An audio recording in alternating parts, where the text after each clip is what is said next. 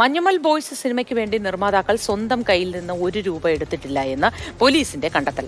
നടൻ സൗബിൻ ഷാഹിർ അടക്കമുള്ള പറവ ഫിലിംസ് ഉടമകൾക്കെതിരായ വഞ്ചന കേസിലാണ് കണ്ടെത്തൽ. 28 കോടിയോളം രൂപ പലരായി പറവ ഫിലിംസിന്റെ അക്കൗണ്ടിൽ നിക്ഷേപിച്ചെങ്കിലും ആകെ സിനിമയ്ക്ക് ചിലവായത് 19 കോടിക്ക് താഴെയെന്നും പോലീസ് റിപ്പോർട്ട്. വിശദാംശങ്ങളുമായി ബിനിൽ ചേരുന്നു. ബിനിൽ, വലിയ സാമ്പത്തിക ക്രമക്കേടാണ് ഉണ്ടായിരിക്കുന്നത്. പൊതുവിൽ സംസാരിക്കുമ്പോൾ ഈ പൊളിറ്റിക്കൽ കറക്റ്റ്നെസ്സിനെയൊക്കെ കുറിച്ചും അല്ലെങ്കിൽ ധാർമ്മിക ബോധം, ഉത്തരവാദിത്വം, ഇതിനെക്കുറിച്ചൊക്കെ വാചാലരാവുന്ന ഇവരൊക്കെയാണ് ഈ തട്ടിപ്പിൽ ഉൾപ്പെടുന്നത് എന്നറിയുമ്പോഴാണ് ഈ ആരാധകർക്കൊക്കെ ഞെട്ടലുണ്ടാവുന്നത്. ബിനിൽ, വിശദാംശങ്ങൾ എന്തൊക്കെയാണ്?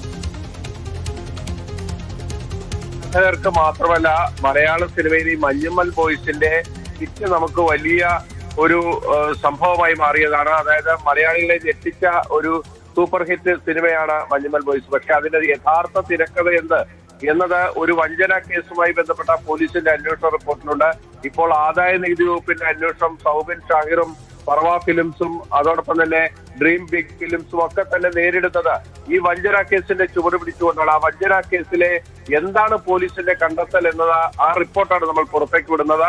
അതിലേറ്റവും പ്രധാനപ്പെട്ടത് ഈ പറവ ഫിലിംസ് മഞ്ഞുമൽ ബോയ്സ് എന്ന സിനിമയുടെ നിർമ്മാണത്തിനായി ₹1 പോലും ചെലവഴിച്ചിട്ടില്ല. അതായത് സ്വന്തം പോക്കറ്റിൽ നിന്ന് ഇതിന്റെ നിർമ്മാതാക്കളായ സൗബിൻ ഷാഹിറും പറവ ഫിലിംസിന്റെ മറ്റുടമകളും ഒന്നും തന്നെ ₹1 ചെലവഴിച്ചിട്ടില്ല എന്നതാണ് ഇവരുടെ ബാങ്ക് അക്കൗണ്ടുകൾ പരിശോധിച്ച ശേഷം പോലീസ് അന്ന് തന്നെ കണ്ടെത്തിയത്. കാരണം ഈ പറവ ഫിലിംസിന്റെ അക്കൗണ്ടിലേക്ക് 28 കോടിയോളം രൂപ പലരിൽ നിന്നായി എത്തിയിരുന്നു. പക്ഷേ ഈ സിനിമയുടെ യഥാർത്ഥ നിർമ്മാണ ചെലവെന്ന് പറയുന്നത് 19 കോടിക്ക് താഴെയാണ്. അതായത് ശതകോടികൾ കളക്ട് ചെയ്ത മഞ്ഞുമൽ ബോയ്സിന്റെ യഥാർത്ഥത്തിലുള്ള നിർമ്മാണ ചെലവെന്ന് പറഞ്ഞാൽ വളരെ കുറവാണ്. 19 കോടി രൂപയ്ക്ക് താഴെയാണ്.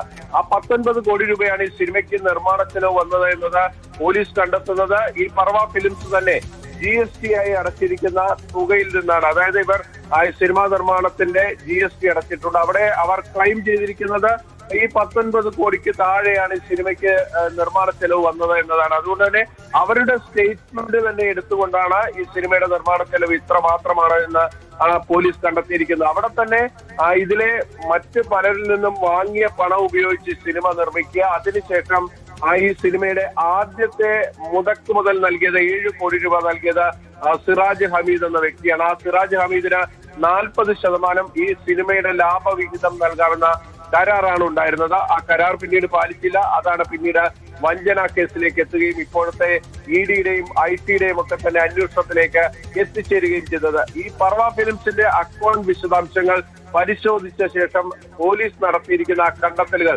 അത് വളരെ പ്രധാനപ്പെട്ടതാണ്.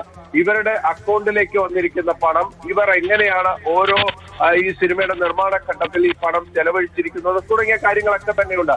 അതോടൊപ്പം തന്നെ ഈ പറവ ഫിലിംസിന്റെ ഉടമകൾ ഈ അക്കൗണ്ടിലേക്ക് നിക്ഷേപിച്ചിരിക്കുന്ന തുക അതിനേക്കാൾ കൂടുതലായി പിന്നീട് തിരിച്ചെടുത്തിരിക്കുന്നു എന്നതും ഈ പോലീസ് അന്വേഷണ റിപ്പോർട്ടിന്റെ ഭാഗമായിട്ടുണ്ട്.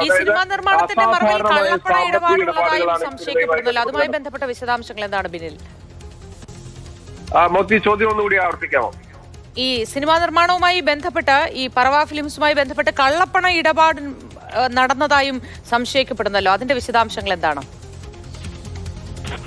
മോത്തി, അത് സംബന്ധിച്ച പ്രധാനപ്പെട്ട കാര്യം എന്നത് ഈ സിനിമയുടെ നിർമ്മാണത്തിന് പണം ഈ നിർമ്മാതാക്കൾ സ്വന്തം പോക്കറ്റിൽ നിന്ന് ഉപയോഗിച്ചിട്ടില്ല എന്നതാണ് പോലീസിന്റെ അന്വേഷണത്തിന്റെ ഭാഗമായി കണ്ടെത്തിയിരിക്കുന്നത്. കള്ളപ്പണ ഇടപാട് സംബന്ധിച്ച കാര്യങ്ങൾ അന്വേഷിക്കുന്നത് EDയാണ്. അതായത് ഈ പണത്തിന് ആരൊക്കെ നിക്ഷേപം നടത്തിയിരിക്കുന്നു, ആ നിക്ഷേപം നടത്തിയിരിക്കുന്നവർ യഥാർത്ഥത്തിൽ വൈറ്റ് മണി തന്നെയാണ്, അതായത് അവർ കണക്കിൽപ്പെട്ട പണം തന്നെയാണ് ഈ സിനിമയ്ക്ക് നൽകിയിരിക്കുന്നത് തുടങ്ങിയ കാര്യങ്ങളാണ് ആ കള്ളപ്പണ ഇടപാടിന്റെ ഭാഗമായിട്ടുള്ളത്. അതോടൊപ്പം തന്നെ ഈ സൗബിൻ ഷാഹിറും പറവ ഫിലിംസും ഒക്കെ അവർ ഇൻകം ടാക്സിന് അവരുടെ ആദായ നികുതി റിട്ടേണുകൾ നൽകേണ്ടതുണ്ട്.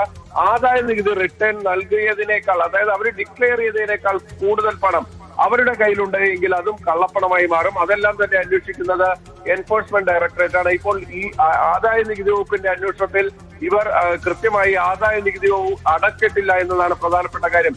അതോടൊപ്പം തന്നെ ഡ്രീം ബിഗ് ഫിലിംസിന്റെ ഉടമ സുജിത്തിനെതിരെയും ആദായ നികുതി വകുപ്പിന്റെ അന്വേഷണം നടക്കുന്നുണ്ട്. ഈ പോലീസ് റിപ്പോർട്ടിൽ തന്നെ സുജിത്തിന്റെ റോള് പറയുന്നുണ്ട്. സുജിത്ത് ഈ സിനിമയുടെ നിർമ്മാണത്തിന്റെ ഒരു ഘട്ടത്തിൽ, അതായത് സിനിമ റിലീസ് ചെയ്യുന്നതുമായി ബന്ധപ്പെട്ട ഒരു തർക്കം, സാമ്പത്തിക പ്രതിസന്ധി വന്നപ്പോൾ 11 കോടി രൂപ കൈമാറിയതായും ഈ പോലീസ് റിപ്പോർട്ടിലുണ്ട്. അങ്ങനെ എന്തുകൊണ്ട് ഇപ്പോൾ ആദായ നികുതി ഈ വകുപ്പ് ഇപ്പോൾ റെയ്ഡിലേക്ക് വന്നിരിക്കുന്നു എന്ന് ചോദിച്ചാൽ ഈ പോലീസ് റിപ്പോർട്ടിന്റെ കൂടി അടിസ്ഥാനത്തിലാണ് ഇപ്പോഴത്തെ പരിശോധനകൾ എന്ന് പറയേണ്ടി വരും.